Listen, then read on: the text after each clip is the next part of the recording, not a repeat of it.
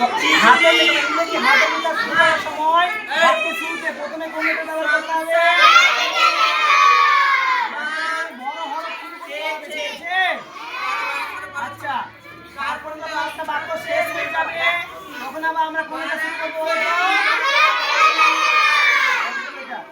আবার যদি বাক্যের মধ্যে কোনো নাম পাই, কি পাই, তখন আমরা কোন লেটার ব্যবহার করবো?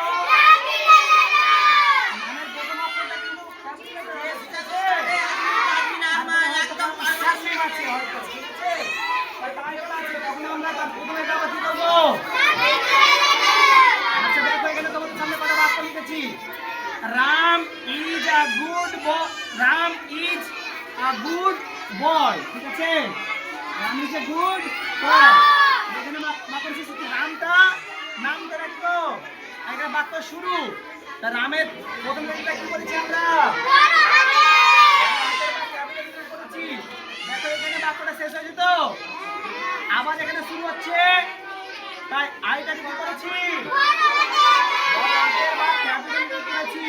তাই তো? দেখো বাক্যের মধ্যে এখানে মাই নেম ইজ রাজা, এখানে একটা নাম পেয়েছি, কি পেয়েছি?